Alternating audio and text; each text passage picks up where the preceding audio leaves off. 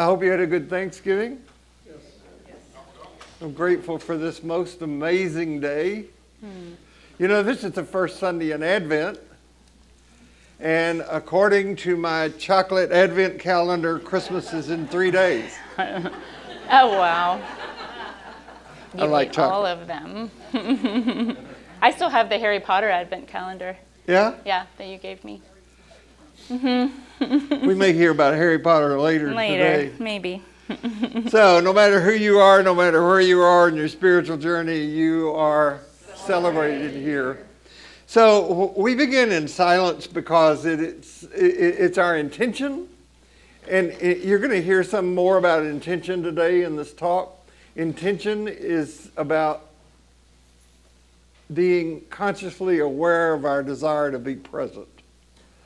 And even more than that, in this space, it's our intention to be aware of the sacred that seeks to come alive inside of us. That is for us to be aware of that. And then to find expression through how we live and how we relate. So I first heard the St. Paul's Choir do these words, or words like them, several years ago, and I appropriated this for my own daily spiritual practice. You're going to hear about that more later today, too. And then I did some research and found out that this is from a book of devotion that was written in 1514.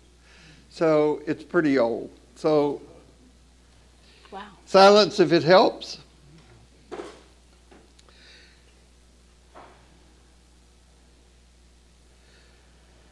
May grace be in our head and in our thinking. May grace be in our eyes and in our seeing. May grace be in our ears and in our hearing. May grace be in the mouth of Holly and me today as we teach, in our speaking. May grace be in our hearts and in our understanding, and may grace be at our ends and at our departing.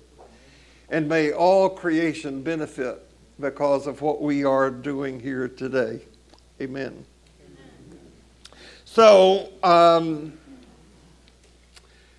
last Sunday, we asked for questions with a promise that we would give answers today. And the reason for that, the reason that we're doing this together, was it would provide us a little bit of a break so that we could enjoy Thanksgiving like you did, and also fun. So we got a lot of questions. We're going to deal with them all and give you answers to every one of them. Are you ready? Speed dating. All right, here we go. How to deal with Christian nationalism. Don't. All right. Does religion lead to spirituality, or spirituality lead to religion? Yes. Thank you. Is there any reason to discuss soul with an agnostic or atheist? Sure. Okay. Why don't you teach about having a daily spiritual practice? Wait. What proof is there that Jesus actually existed? Bill will go on and on about that. I will. Do seminaries teach sociology? Sometimes. Okay. How would you describe ordinary life without mentioning Christianity, church, Jesus, St. Paul's? Tiny little hint. The ones that we're going to address are in bold. Oh, I didn't know that. Oh. Without a sky god, how do you pray for individuals? Wait. What is the will of God? He left us Jesus. People didn't get They that. didn't. They didn't Okay, laugh. all right. It's okay. Yeah. How can you talk about the Trinity? Yes. Okay. What would the world be like without religion? Sometimes better and sometimes worse. What does it mean to be in a what? Huh? Good, sincere listener. What? What? Oh, okay. There. Move on. How can embracing paradox and contradiction lead to a more authentic, whole spiritual journey? I don't know. We should have left that out then. Yeah. We'll get there. All right. How can cultivating presence and radical acceptance lead you to experience spiritual awakening? It just does. Okay. Is it okay that I rely on my rational mind to determine my beliefs and behaviors? Yes. See how easy this is? Yep, we'll be done super quick. What do you mean when you say that you're a child of God? That's up to me to answer? I just am. Wait, don't you have a sweatshirt that says, Jesus loves you, but I'm his favorite? I do that. Yeah. I got to see this better. How do I protect my peace in situations that I will know be difficult? Stay out of them. Define Grace. She's about 5'11", blonde hair, and has a ponytail. Yeah. I can only read 3 books That's in like the foreseeable future. Which ones do you recommend? the meanest How much time do you question have? ever. Yeah, for 2 people who read more books than they should, that is like a really rude Okay, question. so we did that for fun and to be smart Yeah. ass. But each week that one of us teaches in here, the text is a little over 4,000 words. And when we co-teach, we try our best to limit our contributions to 500 words apiece about. So that, if you do the math, that's 8 questions. And so what we've done is squish some of these that you just heard together. Some of them will be devoted to later, which we'll talk about. They will fit more appropriately later. Yeah. Some of the questions, like, can you talk about the Trinity? That's like a weeks-long teaching, right? Because it contains 3 parts. So we've tried to take 3 or 4 questions each and do our best to shed some light on them. And I also am thinking that if any of these questions jump out at you, they're great ones to grapple with in your daily spiritual practice or to talk to each other about. Because I imagine that what we say might be slightly different than what each of you might say. So they're great questions to take home. And we tried to put them in order, and this is where we began. How would you talk about, can you read that? How would you talk about ordinary life without mentioning Christianity, church, St. Paul's, Jesus, and so forth? First of all, I think this question says a lot about the demographic of our culture and about the reputation that church, religion, Jesus, and all those things have among thinking people, which you are, right? Because the things that are mentioned here as, church, Jesus, St. Paul's, Christianity, among many, many, many people don't have great reputations. So how can you talk about this, what we're trying to do, without mentioning any of that? When I started teaching in the mid-60s, I wanted teaching that would be inclusive. And also, I was committed to following new light wherever it led, no matter where it led. So I came up with this, that to do this work is to be involved in a process of freedom and love. No religion, words are involved in that.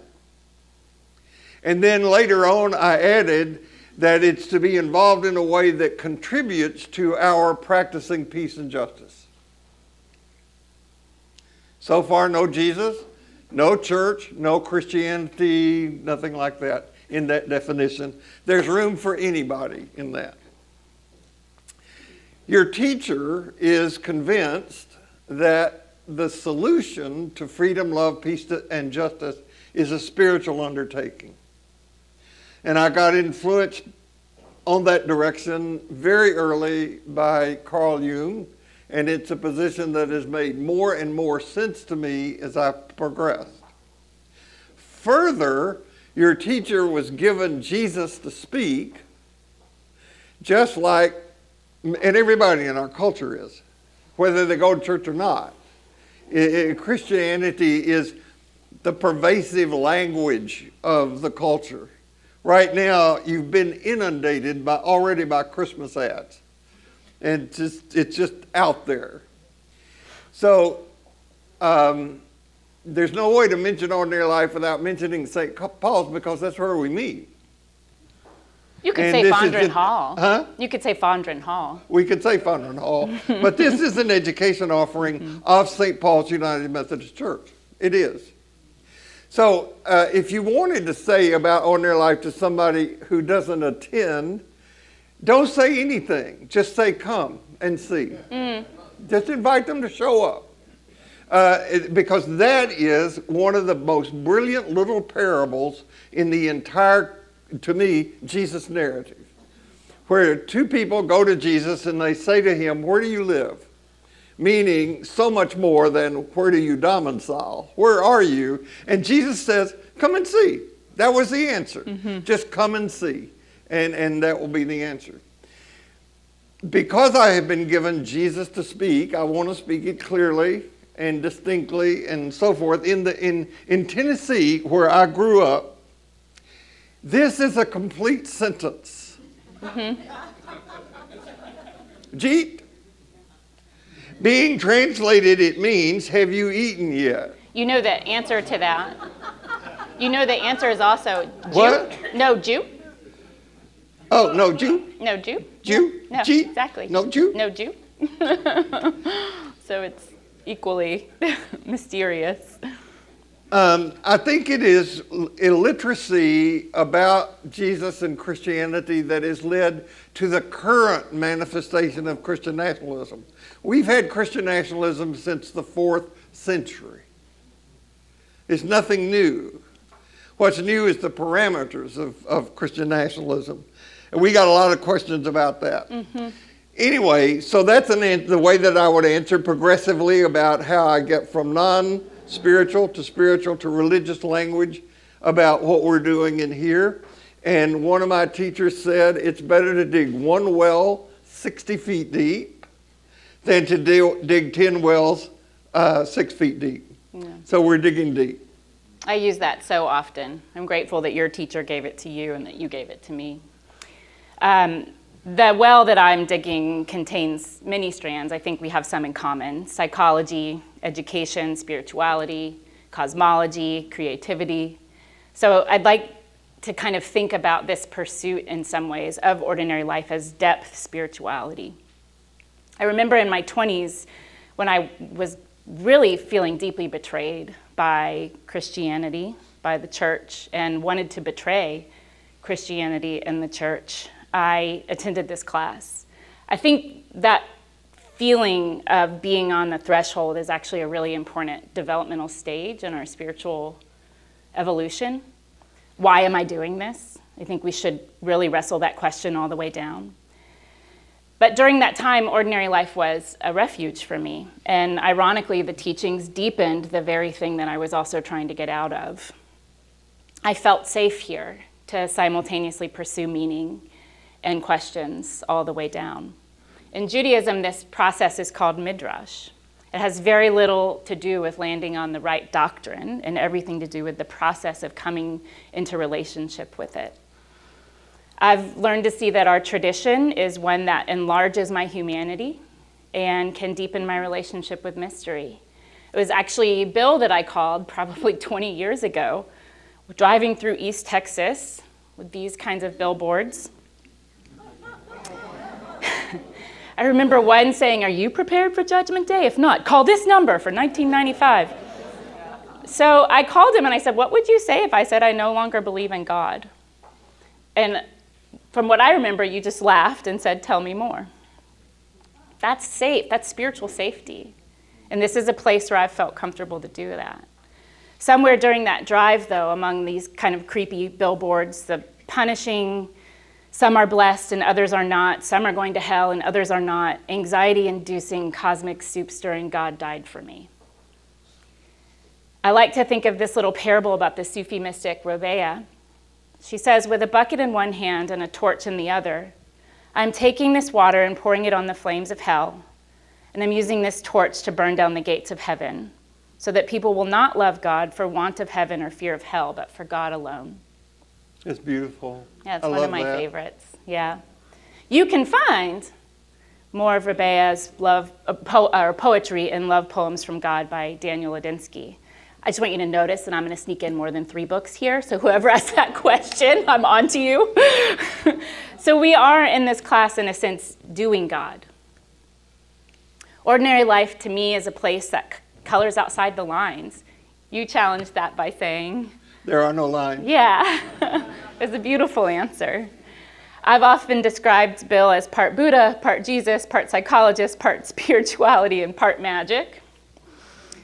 Another person who's deeply influenced, I think, the work and deepened this work in this class for me is Edward Edinger. He's a Jungian who gave me the language to understand Jesus as an archetype that works in all of us, who, if we deeply understand him, aids in our individuation journey.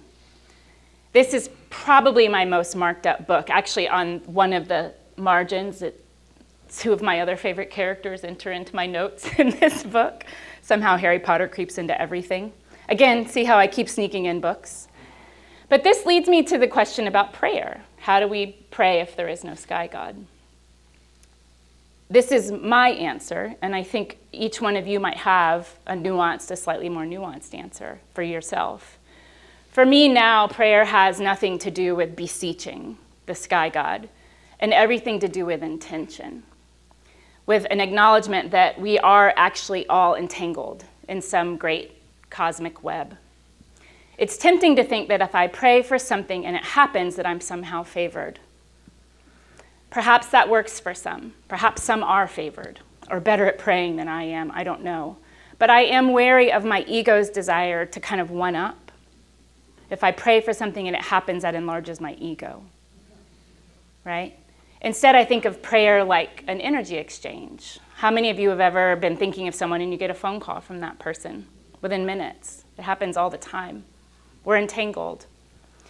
Every being has, and this is not woo-woo, this is like science, has an electromagnetic field. Our heart is an electromagnetic organ, right? And ours is said to radiate about 3 feet in every direction. A horse's, on the other hand, is about 12 feet in every direction. So it has a huge electromagnetic field and can kind of like engulf ours before we ever approach it. This is why equine therapy can be so powerful, because they're tuned into our nervous systems before we're tuned into theirs. So horses adjust to our nervous system. So I imagine our energies are kind of interconnected all over the globe in an infinite series of concentric circles. This just goes on and on and on and on. I'm metaphorically describing entanglement here, but this is not, again, woo-woo. It's quantum physics. Entanglement is a theory. It also may go by the names of synchronicity, intention, prayer, energy. If you need to be further amazed by this concept that our consciousness is also kind of an energy, listen to this podcast. Has anyone listened to the telepathy tapes? Oh gosh, write it down. It is one of the most incredible looks at consciousness. It looks at nonverbal autistics who can communicate across fields, across countries, without ever seeing one another. It is incredible, and it, I think, will blow your mind. And it's done by a skeptic. She's like, prove it. And she's wowed by the end of it. So that's kind of my spiritual cosmological answer about why do we pray if there is no sky God? Because we're all connected. When we set our thoughts towards things that trouble us or delight us, they ripple outward. My very, very practical answer about prayer, though, comes from Frederick Douglass. He says, I prayed for freedom for 20 years, but received no answer until I prayed with my legs. So prayer is also an action, a way of showing up in the world that garners more love and justice and freedom. There's no belief required in that. You just do. You know, one of the evidences I use for what you just talked about is what happened in what Carl Jaspers called the first axial age. Mm-hmm. That in a period of about 400 years, in 7 different places on the globe, this is about the time when the Israeli prophets, Confucius, all these people were doing their work, there arose independently the notion of don't harm anybody don't do to somebody what you would not want done to yourself, what we call the golden rule. And that was independent. It just came out of consciousness all over. Yeah. And we're to participate in that evolutionary process. Right. And so you've got people who say yes to let's participate consciously, willfully in the evolutionary process. At the other time that you have people say there is no such thing as evolution. Yeah, it's a wide spectrum. So we got this question, a lot of questions about Jesus. What do we actually know about him? Why is Bill doing the Sermon on the Mount? And why were there other people like Jesus at the time? And how come they didn't get the press that Jesus got?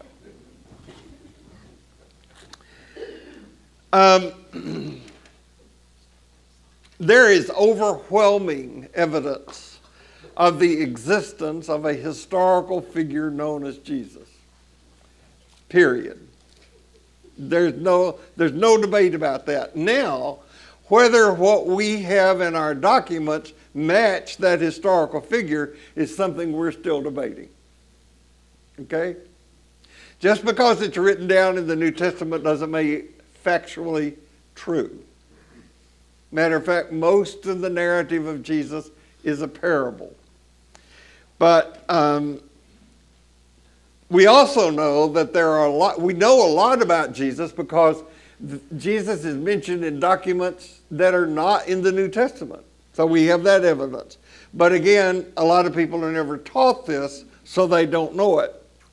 So what we know right now is through the work of scholars who, through the disciplines of archaeology and linguistics, continue to discover, translate, and interpret documents from that era.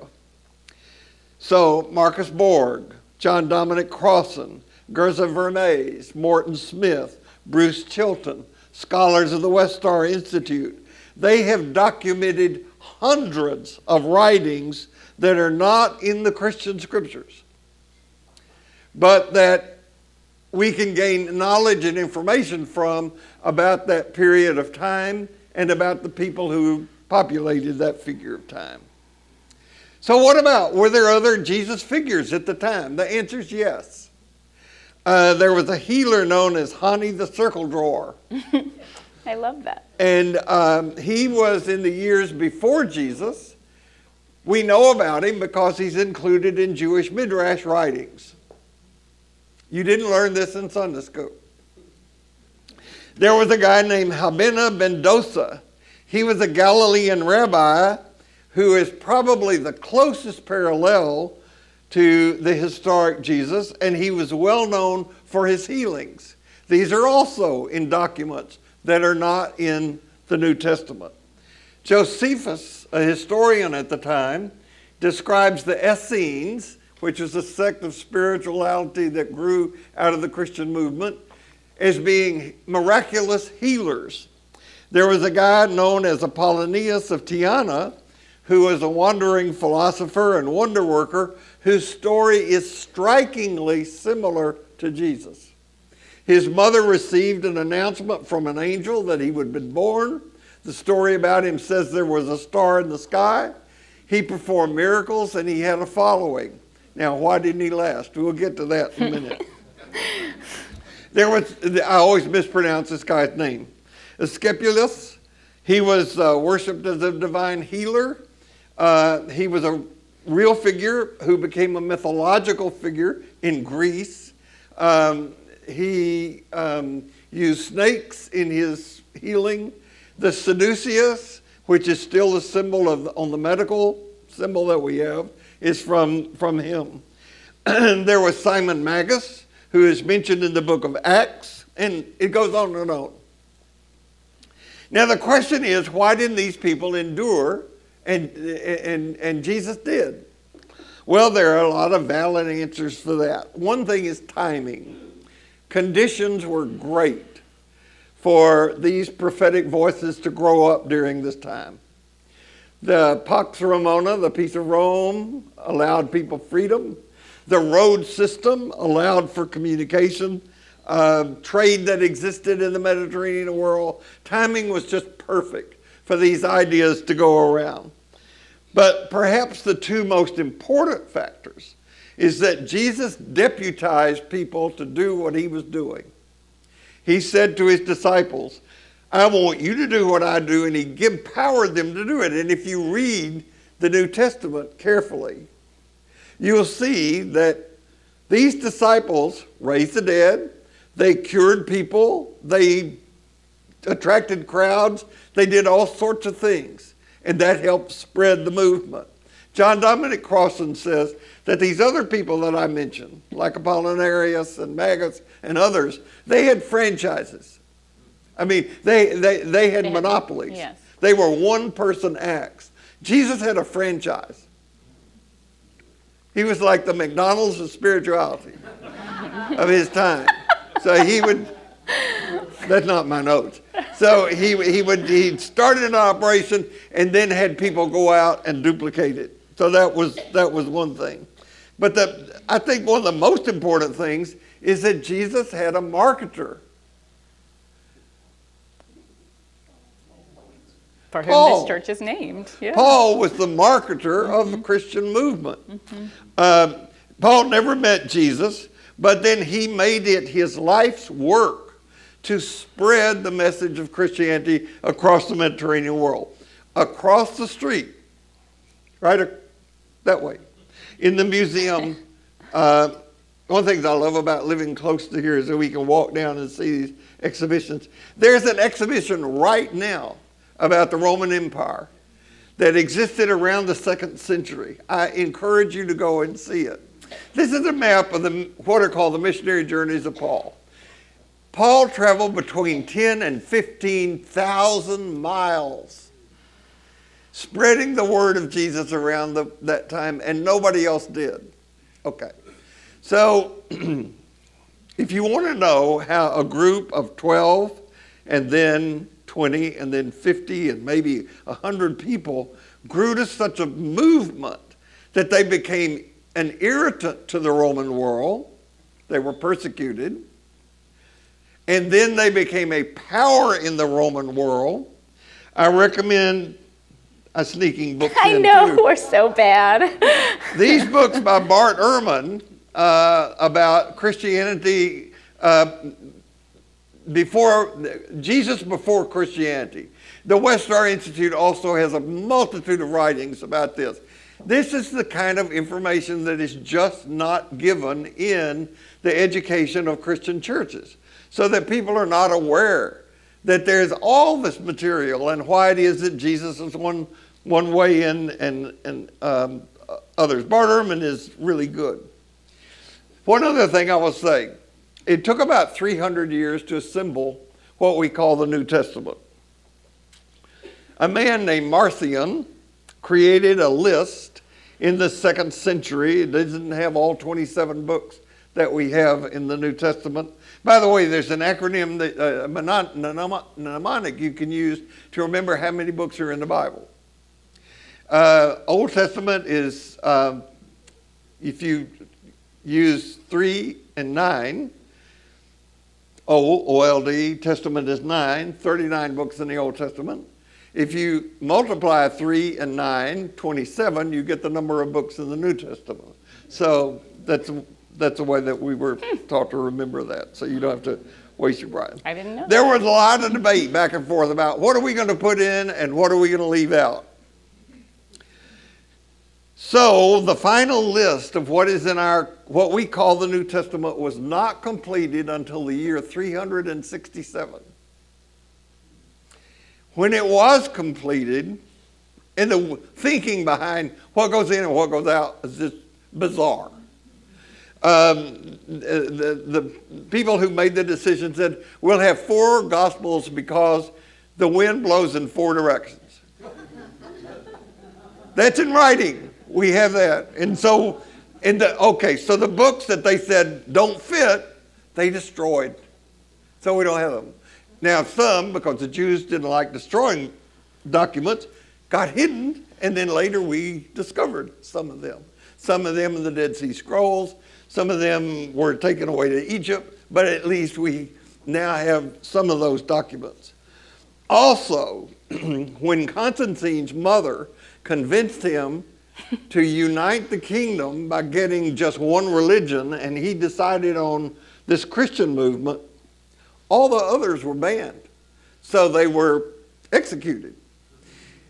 The Christian movement that had the most power and the money at that time was located in Rome. That's why St. Peter's is the center of the Roman Catholic Church in Rome. They had the most money and power, a very political movement. All the other Christian expressions, all the other Jesus movements got persecuted and some of them killed.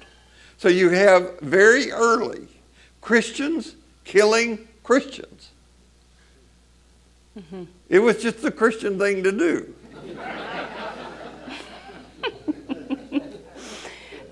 So I'm going to tease you for a minute because every time we teach together, you say, I can't do this without a script. I need notes in front of me. I have been following it. And two of us were just talking about the NPR story we were listening to on the way over here. We just happened to listen to the same, it was the only thing on NPR, but about Ian McEwan's latest book in which he has to research the brain. And I think like he was amazed by this material object that could contain so much, our dreams, our knowledge, our consciousness. And I just want to like open your brain and just let all of these things that you just know spill out. Remember in your will, you're leaving me all of your notes. Okay, so bringing up Constantine and his impact on Christianity touches on the questions about Christian nationalism. That was, in the 3rd century, a way of doing Christian nationalism. And there has always been some form of nationalism. And in that time of Constantine, Christianity did get co-opted as the national religion, just like we're seeing today in this country. Later, St. Augustine would kind of continue paving that road for Christian fundamentalism by his doctrines on original sin and salvation. The 3rd and 4th centuries had an enormous impact on modern Christianity. It's a lot. It's how many more centuries? 17 more centuries that we haven't evolved much past that iteration of Christianity. So what got lost were some of the more radical, liberatory, and mystical teachings around Christianity. And if we zoom way out, we can still see this tension between mysticism and nationalism as a necessary continuum along the kind of arc of human consciousness. It needs bookends. Nationalism, fundamentalism being at one end, mysticism, non-duality being at the other, right? So there's a long continuum of Christian thought. And it moves between rigid and concrete ideals into more paradoxical, non-dual ones. The way I would answer, how do we deal with Christian nationalism? First of all, is not to take it personally. It feels personal, but we can't take it personally.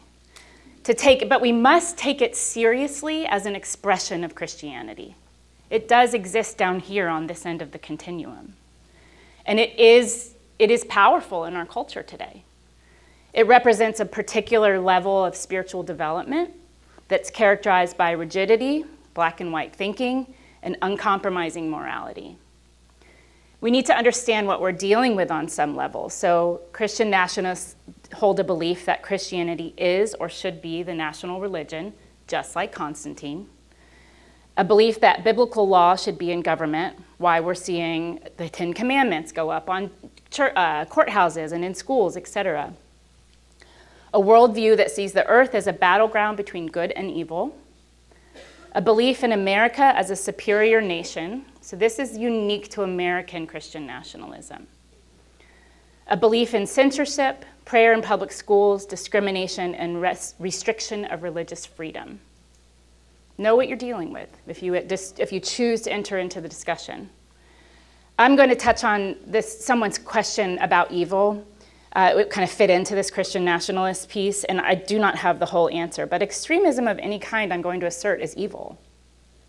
It doesn't come from Satan or possession, as far as I understand it, but from unhealthy ego development, in which one never learns to take personal responsibility or hold tension and paradox. Whole groups can succumb to unhealthy ego development. Places hold that energy.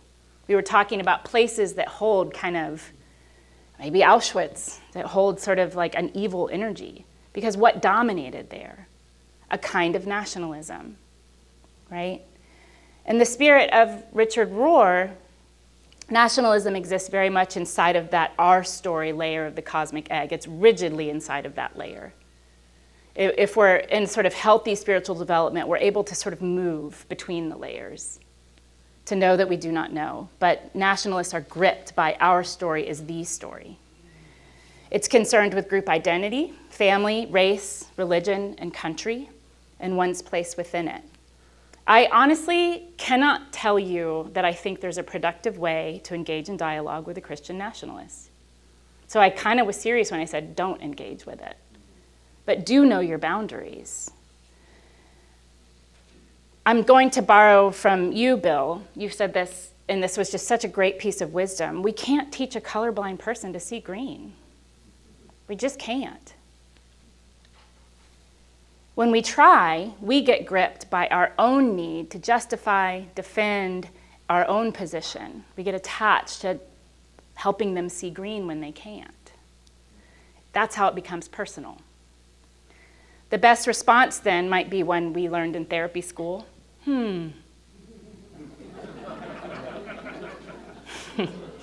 Or you can try something more meta. I'm surprised to hear you express such radical views. I've always considered you a really thoughtful person. Let them stew in their own stuff a bit. Hand it back to them. I tell you the one that I use, Yeah. and that is that when people encounter me about the subject, if they're on the Christian national side, they're usually angry and upset. Yeah.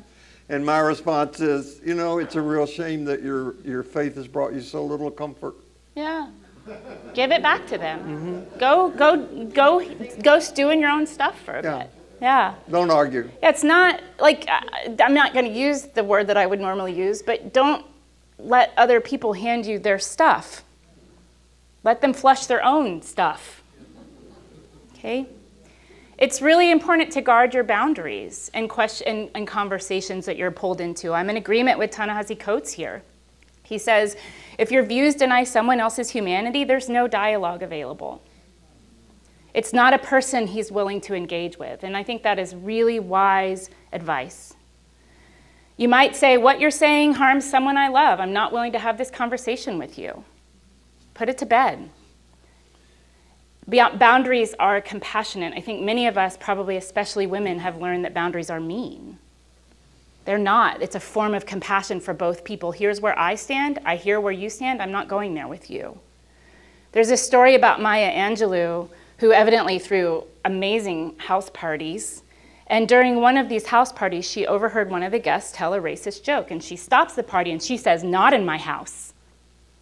And she asks them to leave. That's a compassionate boundary. It's firm, but it has compassion in two directions. So respect your own windows of tolerance.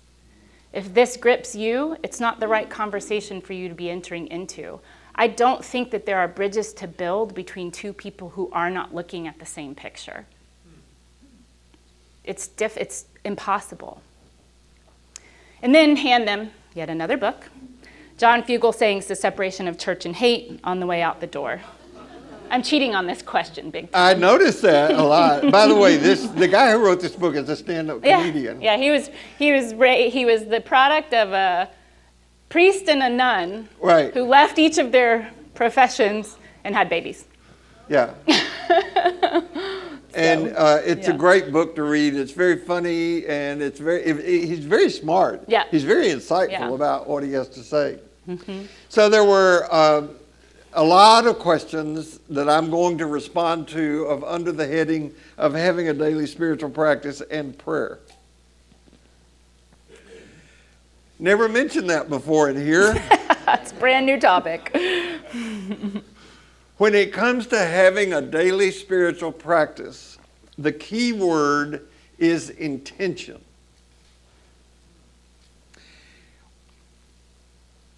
Walking on the beach or walking in nature can be a spiritual practice, or it can be just taking a walk. They're different. It has to do with your intention. There's a difference between not drinking and being sober. They're different things. One has to do with intention, and one is still focused on drinking. Get it? They're different. Same behavior, but different.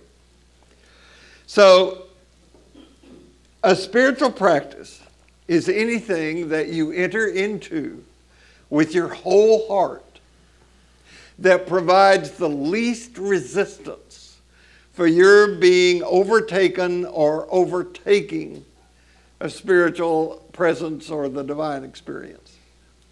This is my definition of a spiritual. Again, there's nothing religious in this. Now, you cannot make these moments of apprehending and being apprehended happen, but you can provide the container for them. So, meditation is, for me, a key aspect of a daily spiritual practice. Meditation is not the same as contemplation. They're different. And again, Holly said at the beginning, we can devote weeks or a complete time to defining either one of these, either meditation or contemplation. They're different. They're different. But I always, in spiritual direction, begin by teaching a meditation practice because I think meditation is something that enhances every other aspect of spiritual practice. So in order to meditate, you need two things. You need a body that is still and relaxed, and you need an object to focus your attention on. I want to take this back. Okay, let's go there, and let's do there. Is that right? And that's right. Okay, let's just stay right there. Now, my body does not like to sit in the lotus position. My body does not like even now to use a meditation bench. I prefer to sit in a chair. If those postures work for you, use them. But sit in a place where you can be grounded. And if you're just beginning a meditation practice, the object that I suggest you pay attention to is your breathing. The physical sensation of breath going in and out of your nostrils is a good place to begin. And then try to maintain the ability to count from 1 to 10 without an interrupted thought. There's not a person in this room who can do that, including me. Jim Finley says that's how many opportunities you have to return. How many opportunities you have to return. So this gets into the thing of, okay, if our goal is to get to 10 without interrupted thought, if I can't do that, I'm a failure. No, you don't apply the word failure or success to a meditation practice. You just do it. Because part of the practice is doing it without judgment. You don't get up from your sit and say, oh, that was good, or though I was bad at that. You just do it. You just put the time in. So the first thing I would say about having a daily spiritual practice of meditation is that you learn a lot about humility. This is a good thing to learn. It's what we spent several sessions in here talking about the Beatitudes. First impulse, first teaching is about the role of humility in spiritual life. So, Jack Cornfield, from whom I took some meditation training years ago, said that if you were just learning to play the piano and you practice the piano 20 minutes a day, every day for 6 weeks, that maybe at the end of that time you could play Twinkle, Twinkle, Little Star. So you wouldn't expect to sit down with a few lessons and walk away with the ability to play Mozart. It takes a long time. to do this. And thank God we've got a long time. Right? It's just not the culture in which we live that fertilizes this kind of mindset of, I have time to do this. Now, after a while, when you sit in meditation, you begin to notice that there's a part of you that is noticing. And that part of you is usually quiet. But the more that you meditate, the more meta you get about your process. In psychology, we sometimes refer to this as the observing ego. It's what allows a mother to wake up at 3 a.m. because she was a baby just like that. Mm-hmm. It's observing ego that's awake. So then I can observe what my process is without getting entangled in it, without following the story. Right? It's like Thich Nhat Hanh teaches when anger shows up in your life. You don't have to, you can say to anger, come in, I'll fix you some tea. Let's sit and talk. So that you're watching the thoughts go by rather than being driven by them. Mm-hmm. So one of my teachers said it's like you're sitting on the bank of a river and you see these leaves floating by and you just notice what they are. But the problem is sometimes we see a leaf and we say, oh, that one's real. And we jump in and we drown. So we practice like basketball players. They practice shooting shots over and over and over. And then they take that practice into the game. Got it? We take our practice into the game of life, which ironically, paradoxically, isn't a game. It's deadly serious. Mm. I love that. Mm-hmm.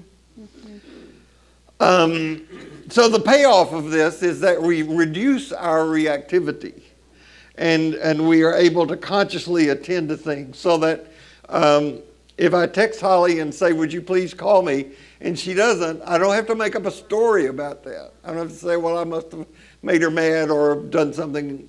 You did. That's why I didn't call. Huh? You did. That's why I didn't call. Oh, okay. I'm just kidding. One other thing I will say, I used to jog. I don't anymore. My body doesn't like that either.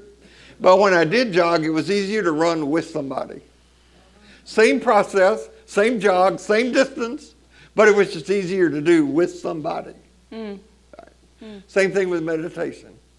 Same thing with being here. You can read what we have written later, or you can watch it and not be here physically, but it's different being in a group. The energy that Holly was talking about earlier is different when you're gathered in a group like this. I'll shut up. It's been such a great privilege of my life to jog with you. Okay. Yeah. In so many ways. I haven't actually never been jogging with you. Oh, I was going to show this. Oh, yeah. Another book. That's our culture. Just in case. This is our culture. How to meditate in 2 minutes. Yeah, totally. Yeah. We were at the end of a Camino walk in Spain and went into the cathedral where they do the big Camino thing. And they had a book, honest to God, I showed it in here after we came back, the Bible in 30 seconds. Oh, wow. We were created. I didn't buy a copy. Yeah, I'm like, why would I see that one? So there's a Billism in my life for almost everything. And a number of years ago, I was really deeply worried about what the will of God meant. Someone asked that question. And I got excited about it because I will share some Billisms in my answer. I used to fret a lot about this, what I was doing, what I was supposed to be doing. Was I on the right path? Should I have sex or not? Was I ever going to meet the person that I was just destined to marry? Did I get the right dog or take the right job? Like that anxiety loop. Right? Am I doing the right things? We think sometimes or get hooked by the idea that the will of God is a checklist or a set of rules that if we're not following, we'll go to hell. I don't know. It's very tedious. You sent me an article that I still have as a saved PDF, and it's something like A Letter to the Anxious Christian is the subtitle. But it says in 3 simple sentences, the will of God, the primary commandment is to do justice, to love kindness, and to walk humbly. That's it. The rest is details. And if everything else in the Bible are just ideas about how to do this, some of them good and some of them not so good, then that translates into if everything you do is with the intention to do justice, to love kindness, and to walk humbly, then you're doing the will of God. Every wise religion has some version of this. Just be a decent person at the core of its teaching. That's why the golden rule is spread among so many wise teachings. And this very question feeds into the question that I also took, which is whether or not your rational mind is enough to govern your beliefs and behaviors. And to that I say emphatically yes. And here's why. I'm a student of the Enneagram, and I'm an Enneagram coach, so I have some expertise in this area. And according to the Enneagram, each of us has a dominant station through which we encounter and are encountered by the world. The 8-9-1s, seen in green, are the body types. So in a healthy state, they're able to trust that their instinct is almost always correct, that it's not going to lead them astray. In an unhealthy place, they're in doubt of their instinct, questioning it, or suppressing it in some way. They're often in pursuit of physical comfort and security. The shadow of these types is anger.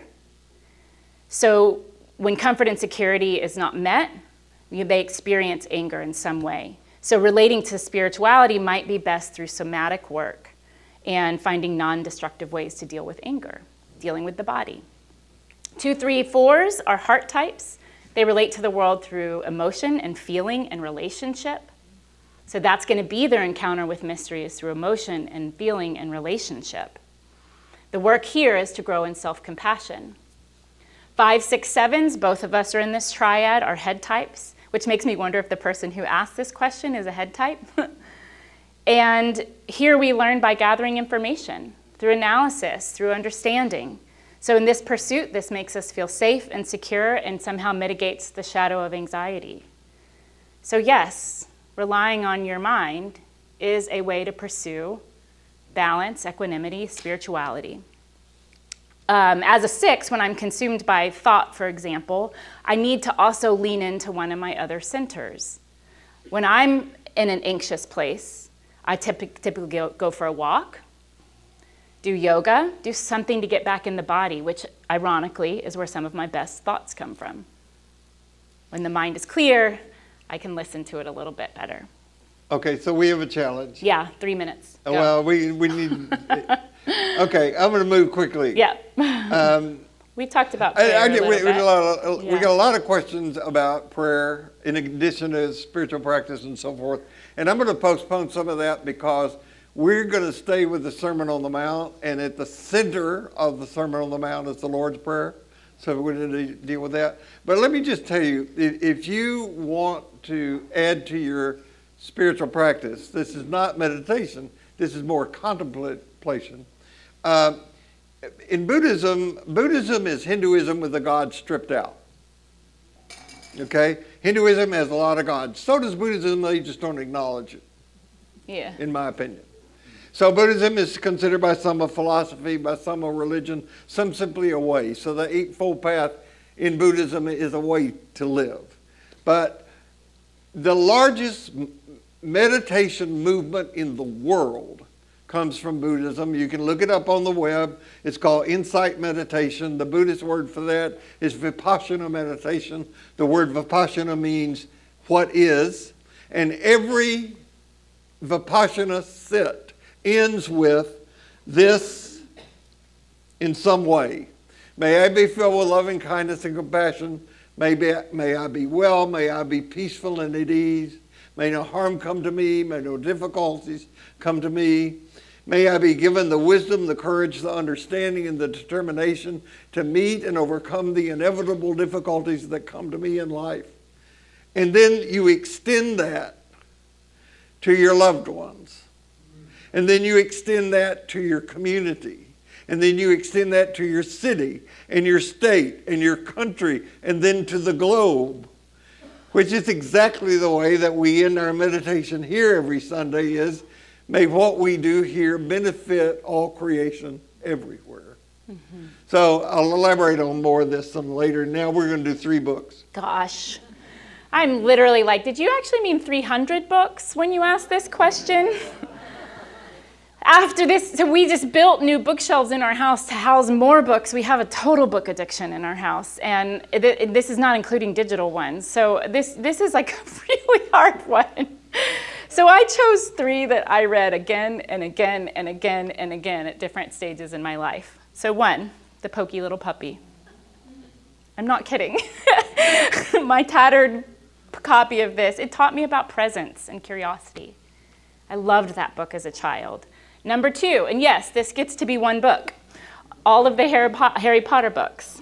I think that's cheating. It's not cheating. You can't get the whole story if you only read one of them. So you've got to treat them as 1 story. So is the Bible. More than 1 book. So this, I could go on and on. This is a whole series as well. And number 3, this book, The Power of One, I actually wrote my college entrance essay about this book and have seen this movie probably 800 times. I had a VHS copy of it. Okay, And, yeah. Here are my 3. The first one is The Pragmatics of Human Communication by Votolivik and Bevan and whatever her name is. I can't remember right now. Most important book I've ever read. One of the most important books. Not an easy read, but it's about communication and the impossibility of not communicating. It's about meta-communication. It's about double binds. It's not a religious book. But it is really important because one of the things that is affecting our culture is that we don't know how to talk, to communicate with each other effectively. So that would be the first book. Now, given that you're going to have a year with this, okay, the second book of mine would be The Complete Rumi, which is a book of, Rumi is a Sufi in the Islamic tradition. He's called a dervish. The word dervish means liminal. Did you know that on the boundary? I did. Yeah. So I highly recommend this. And then the third book, which you should read at least once a week, is The Little Prince. Now, if we were to teach this class 3 months from now, We'd have different answers. we'd have different answers. Yeah. And we'd have different books. Yeah. Yeah. Whew. Okay. I think that is so hopeful because there is always more to come. Thank you. No matter where you go this week, no matter what happens, remember this, you carry precious cargoes, so watch your step. See you here next week.